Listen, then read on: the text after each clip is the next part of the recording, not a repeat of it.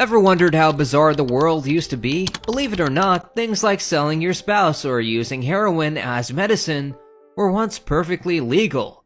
But what are these outrageous practices? Let's find out. Number 10. Mailing children. It might sound like something out of a box, but it's totally real. When the Parcel Post Service kicked off in January 1st, 1913, it revolutionized shipping. Back then, the only rule was that packages had to weigh less than 50 pounds. So, in a pretty crazy move, the parents of a 4-year-old named May Piersdorf decided to mail their daughter from Grangeville, Idaho, to her grandparents in Lewiston. They paid just 53 cents instead of the pricier train fare. Once the US Postmaster General found out about this and other similar cases, he quickly banned mailing humans. It's hard to believe it ever happened, right? Makes you wonder what other quirky ideas people might have tried if they'd had the chance. Number 9. Worst gift ever. Getting a package in the mail is always a thrill, even as an adult. But if you open it up and find poo, yep, you heard that right.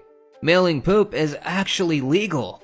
Back on Black Friday in 2014, Cards Against Humanity pulled a wild stunt with their bullshit box. They sold 30,000 of these for $6 each, and when people opened their packages, they found a piece of dried bull poop.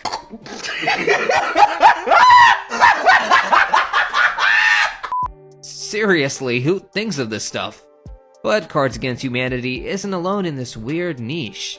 There's a company called poopsenders.com that specializes in sending all kinds of poop, elephant, cow, and even gorilla as gag gifts. How would you react if that showed up at your door? Sending poop is only illegal if you're trying to cause harm or harass someone. If it's meant as a joke or for entertainment, it's totally legal. Though it's probably not something most people would appreciate. Number 8.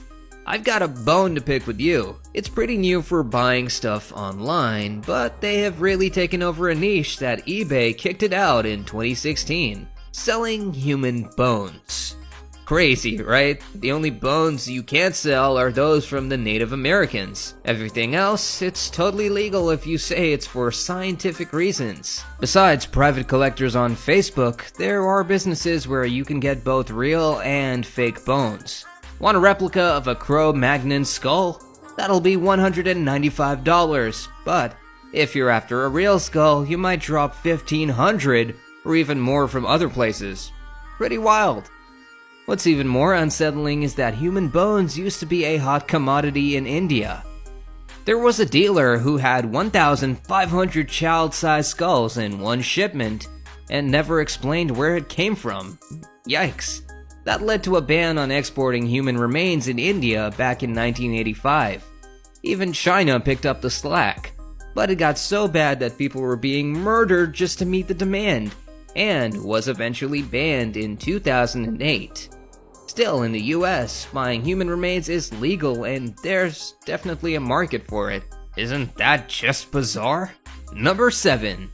Smoking everywhere used to be legal. Back in the day, smoking was legal everywhere. Office conference rooms, planes, movie theaters, and restaurants. If you smoked, you were seen as cool. For women, it even symbolized freedom and equality with men. Edward James Bernays, Sigmund Freud's nephew, was a major figure in PR and propaganda, often called the father of public relations. Life magazine named him one of the top 100 influential Americans of the 20th century. His influence extended well beyond just advertising, shaping how public relations and media strategies are used today. One of his most famous campaigns was in 1929, where he promoted smoking for women by branding cigarettes as torches of freedom. This campaign linked smoking with the women's liberation movement, portraying it as an act of empowerment and rebellion. Bernays organized a dramatic public demonstration during a parade, where women publicly smoked cigarettes to symbolize their liberation. His strategy effectively changed public attitudes and made smoking more socially acceptable, particularly for women. However, as awareness of the health risks of smoking grew, attitudes began to shift. By the late 20th century, the negative health effects of smoking became widely known, leading to significant changes. Governments worldwide started imposing bans on smoking in public places to protect public health. These bans included restrictions in workplaces, restaurants, and even many outdoor areas. The movement towards smoke-free environments highlighted a major shift in public policy and societal attitudes towards smoking. Number 6. Eugenix. Eugenix was about trying to improve the human race by promoting people deemed superior, and excluding or even sterilizing those seen as inferior. It was a popular idea in the early 20th century, with the hope of getting rid of genetic diseases. In 1907, Indiana started a policy of forcibly sterilizing people with mental illnesses so they couldn't have kids. By 1938, 33 states had similar laws, targeting not just the mentally ill but also the blind, deaf, orphans, and even the homeless. Isn't it too extreme? Over 63,000 people were sterilized this way by 1972, when the last laws were removed in Virginia. It's wild to think how some things that were once legal now seem so outrageous. No wonder what crazy things future generations will look back on from our time and think, what were they thinking? Number 5. Prostitution. Right now, there's a big push to destigmatize and decriminalize sex work, but we'll have to wait and see if this will actually lead to major legal changes. As it stands, you can only legally pay for sex in a few countries in Nevada. Everywhere else in the US, it's illegal and can get you jail time if you're caught. It's surprising to think that just until the early 20th century, it was not only legal but also somewhat socially acceptable to visit a brothel. The change came when moral reformers cracked down on prostitution, similar to the Prohibition era. Even though they were pushed into sex work, it didn't completely disappear.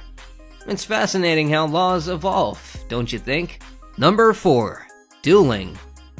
Dueling, or mutual combat, is still technically legal in places like Washington and Texas, though the loser can sue for damages, which seems pretty sad, doesn't it? It's wild to think that you can legally challenge someone to a duel today. Dueling mostly faded away because of public shaming. Winning a duel essentially meant you killed someone, and that's something people haven't been too keen on for a long time. It's tough to say exactly when dueling became socially unacceptable in the US, but it probably started around the time Aaron Burr shot Alexander Hamilton.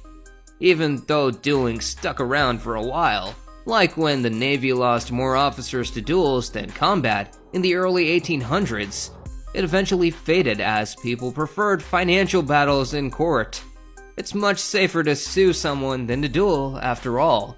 Top 3. Radioactive toys. In the 1950s, the Gilbert U-238 Atomic Energy Lab was actually marketed to kids, letting them handle real uranium samples. It was like a science kit, but with actual radioactive material. This was part of a weird trend where safety wasn't a big concern. It's shocking to think that children could play with something so dangerous, right? It wasn't until 1966 that strong safety regulations were put in place, banning hazardous substances and toys. Just think about how risky it was for kids back then. It's a good reminder of how important it is to have strict safety standards, especially for things designed for children. Number 2. Baby farming. Baby farming was a practice where parents paid a fee to leave their baby with a caregiver. Think of it like modern childcare, but instead of just a day, you're paying for their whole childhood. Back in 19th century Britain, women who couldn't afford to care for their kids or needed to work thought baby farms were a good option for their child's well-being. These places charged a lot, about £30, which is around $3,800 today. You'd expect the kids to be well looked after, right? Unfortunately, that wasn't always the case. Some carers took in more kids than they could handle to make extra money. An undercover investigation in 1870 revealed that many children didn't survive, or worse. It's chilling to think about, so laws had to change. The Infant Life Protection Act of 1872 was introduced to regulate these places and ensure carers were registered. Later, the Infant Life Protection Act of 1897 allowed authorities to actively find and shut down baby farms, moving kids to safer places. It's wild to think that mailing children was once legal and then baby farming. People really had a rough time back then. Finally, at number 1, we've got human zoos. Human zoos were a shocking reality in the late 19th and early 20th centuries, when people from colonized or indigenous cultures were put on display in European and American exhibitions. These individuals were taken from their homes and placed in fake villages, forced to perform daily tasks for the entertainment of curious crowds. It's hard to wrap your mind around, isn't it? This practice was all about showing them as primitive or savage, feeding into racist beliefs and justifying colonial rule. Take Otabanga, for instance, a Congolese man who was exhibited in the Bronx Zoo's Monkey House in 1906. Fortunately, as attitudes towards race and colonialism changed, human zoos began to disappear. But the memory of them is a stark reminder of how far we've come and how far we still need to go. Now that you've seen these wild laws from history, which one shocked you the most? Don't forget to comment down below your views. Do like, share, and subscribe for more amazing content coming your way.